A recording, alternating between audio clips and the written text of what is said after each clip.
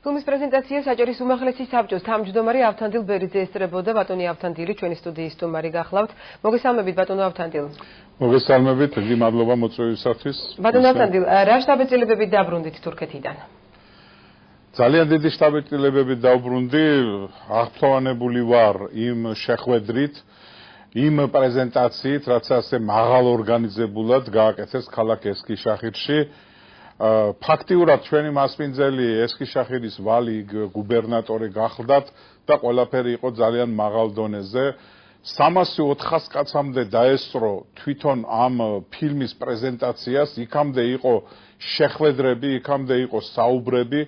ფილმი არის ძალიან დიდი და დაახლოებით 6 საათს გრძელდება. ჩვენთან პრეზენტაციაზე წარმოდგენილი იყო მხოლოდ ერთი სერია, რამაც წარუშლელი შტაბ-წილება დატოვა თითოეულ ჩვენთაგანზე. ჩვენ და აუცილებლად უნდა აღვნიშნოთ, რომ სამწუხაროდ დაგვაკლდა იქ ქალბატონი შუშანა ფუტკარაძე. შუშანა ფუტკარაძის დაწყებულია ეს საქმე ზოგადად და ყველა კითხულობდა ქალბატონ შუშანას და მარტო მისი ძმის ასევე პროფესორ ჯემალ ფუტკარაძეს იქ ყოფნა საქმეს არ შველოდა. მაინც ითხოვდნენ ქალბატონ შუშანას. დელეგაცია საკმაოდ წარმომადგენლობითი იყო. ჩვენ დელეგაციას როგორც აღინიშნა ქალბატონი ჯემალ ფუტკარაძე ხელმძღვანელობდა. მე გახდით დელეგაციის შემადგენლობაში იყვნენ მეცნიერები, ბევრნი, იყო დიასპორის სახელმწიფო მინისტრის წარმომადგენელი, იყვნენ სასულიერო პირები, მხედველობაში მყავს ისლამის აღმსარებლები, საკმაოდ წარმომადგენლობითი და მნიშვნელოვანი დელეგაცია იყო და ეს შეხვედრები ძალიან მნიშვნელოვანი იყო.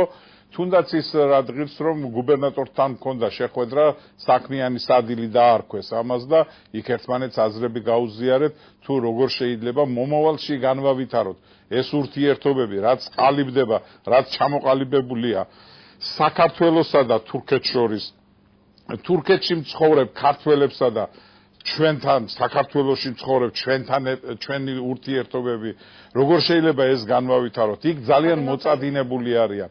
ძალიან უნდათ ჩვენთან ჩახუტება, ჩვენთან ურთიერთობა, ჩვენი სიტყვის გაგონება. და როგორც ვიცით ბატონო ავთანდილ და თქვენც ბრძანეთ, რომ თურქეთში ფილმის მხოლოდ ნაწილის პრეზენტაცია გაიმართა. რა იგეგმება სამომავლოდ ამ მხრივ? დიახ, აუცილებლად მოხდება ამ ფილმის პრეზენტაცია ბათუმშიც და თბილისშიც, ფიქრობ პირველ რიგში ბათუმში და საერთოდ მომავლისათვის დავგეგმეთ ანალოგიური შეხვედრები გაიმართოს საქართველოშიც. როდესაც იქნება წიგნის პრეზენტაცია, ფილმის პრეზენტაცია, უბრალოდ შეხვედრა იმისათვის, რომ გავათბოთ ეს ურთიერთობები.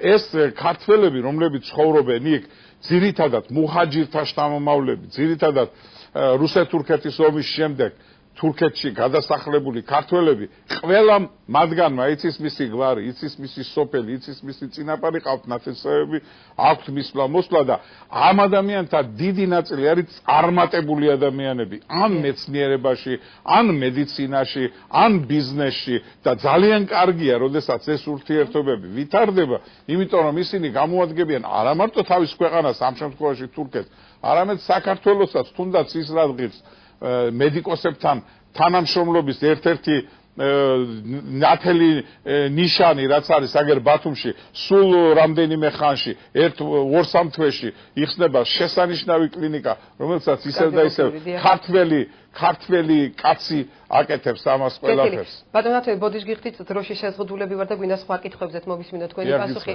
22 მაისს საქართველოს ვენეციის კომისიის წარმომადგენლობითი დელეგაცია სტუმრობდა. გაიმართა რამდენიმე მნიშვნელოვანი შეხვედრა, რომელსაც თქვენც ესწრებოდით. როგორც ამ კომისიის წევრი, როგორ შეაფასებდით შეხვედრას? მე გახლავთ სახელმწიფო საკონსტიტუციო კომისიის წევრი და კომისიის წევრები განაწილებულნი არიან 5 ჯგუფში, ერთ-ერთი ჯგუფის წევრი, რომელსაც ქვია ტერიტორიული მოწყობისა და ადგილობრივი თვითმმართველობის ჯგუფი. მე გახლავთ, ჩვენ მქონდა ვენეციის კომისიასთან შეხვედრა 22-ში საღამოს 7 საათზე, ეს იყო ძალიან მნიშვნელოვანი შეხვედრა. ამ შეხვედრაზე მე კომისიის წევრებს გადავეცი ჩემს მიერ ადრე ჯგუფში დაყენებული საკითხის რაობის შესახებ მოვახსენე გადავეცი მასალები და ისინი დამპირდნენ რომ აუცილებლად იფიქრებენ ამაზე ვენეციის კომისიისთვის ეს იყო მოთელვითი შეხვედრა ეს იყო გაცნობითი შეხვედრა ისინი აუცილებლად ჩამოვლენ ალბათ სექტემბერ-ოქტომბერში როდესაც უკვე გარკვეული საკითხები გადაწყვეტის სტადიაში იქნება თავის კონსულტაციას გაგვიწევენ და მიგვითითებენ როგორ ჯობია მათ ხომ გაცილებით დიდი ცოდნა და გამოცდილება აქვთ ამ საქმეში და ჩემს მიერ დაყენებული იყო საკითხი რომ როდესაც არსებობს დღეს ჩვენს სინამდვილეში არსებობს აჭარის ავტონომიური რესპუბლიკის კონსტიტუცია, რომელსაც ღებულობს აჭარის უმაღლესი საბჭო და ამტკიცებს საქართველოს პარლამენტი, ამავე დროს არსებობს საქართველოს კონსტიტუციის ნაწილი, საქართველოს კანონი აჭარის ავტონომიური რესპუბლიკის სტატუსის შესახებ. ეს კანონი დღეს ეს საკითხი დღის წესრიგში. როგორ? რატომ დადგა მაინც და მაინც დღეს ეგ საკითხი დღის წესრიგში? დღეს დადგა, იმიტომ რომ დღეს შეიქმნა, დღეს ჭყალებში რა თქმა უნდა. ეხლა შეიქმნა, ეს კომისია შეიქმნა.